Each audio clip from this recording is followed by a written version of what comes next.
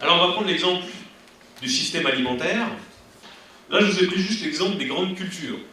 Alors on voit qu'aujourd'hui, si on regarde les coûts d'exploitation de la grande culture, vous avez à peu près 10% qui est consacré à l'énergie, presque 20% aux engrais et 18% consacré aux phytosanitaires ou aux biocides, suivant comment on les appelle, en gros, tout ce qui est pesticides, insecticides, fongicides, tous ces trucs-là. Bon.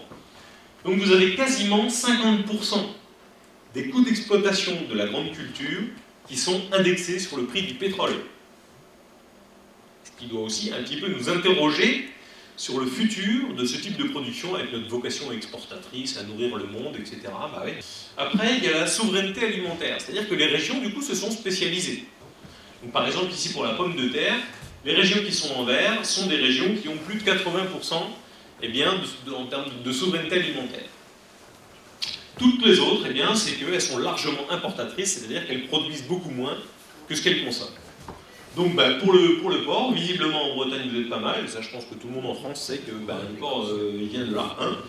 Et puis les autres fruits que les pommes, là vous voyez tout le sud de la France ils sont en surproduction, et tout le nord étant plutôt en importation.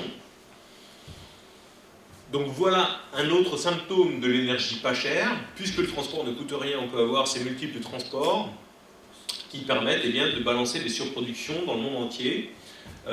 Par exemple, je suis allé dans un département dans le sud de la France où les gens m'ont dit en 1920 sur notre territoire, c'est dans l'Aude, en 1920 on avait 80% d'autosuffisance alimentaire. Aujourd'hui on est à 15%. Ça ne veut pas dire qu'on ne produit plus rien, au contraire ils produisent plus qu'avant, mais sauf que ce qu'ils produisent c'est plus pour eux. Voilà. Et ce qu'ils achètent, ça ne vient pas de chez eux. Voilà.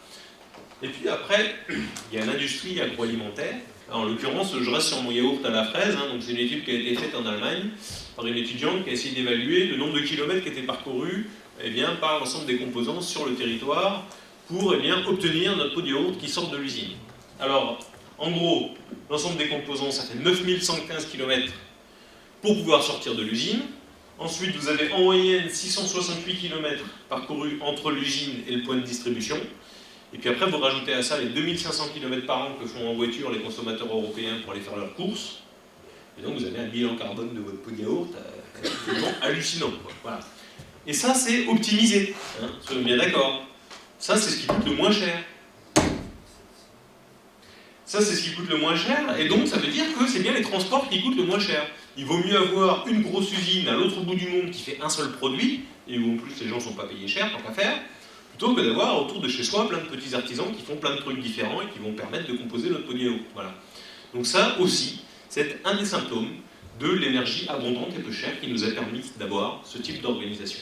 Et donc quand on regarde d'un bout à l'autre de la chaîne, inévitablement on en arrive à ce genre de choses. Vous avez sur ce graphique en rouge l'évolution des prix du pétrole et en vert l'évolution de l'indice des prix de l'alimentation. Et donc, voilà, comment pourrait-il en être autrement ? Aujourd'hui, on a une très forte indexation de l'un sur l'autre. Et évidemment, quand on voit comment d'un bout à l'autre de la chaîne, on est devenu dépendant de cette énergie, et notamment du pétrole, ça paraît difficile de pouvoir fonctionner différemment. Il y a d'autres paramètres, hein, il y a la spéculation, il y a les questions de sécheresse, etc.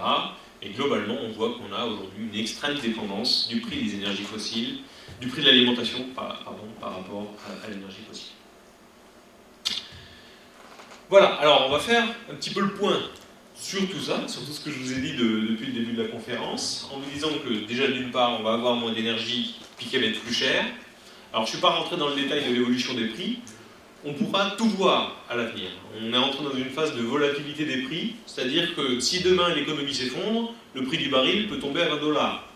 Si par contre on a un problème au Moyen-Orient et que l'économie est encore pas trop mal, à ce moment-là on va avoir une explosion des prix, on peut monter à 200, 250 $. Donc on peut tout voir en fait demain, hein, puisqu'il n'y a plus aucune régulation.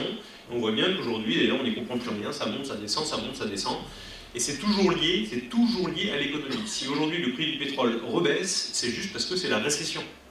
D'accord ? C'est pas du tout qu'on a réglé le problème du pétrole. C'est parce que c'est la récession et que les États-Unis, que l'Europe et que le Japon sont en récession et qu'ils consomment moins.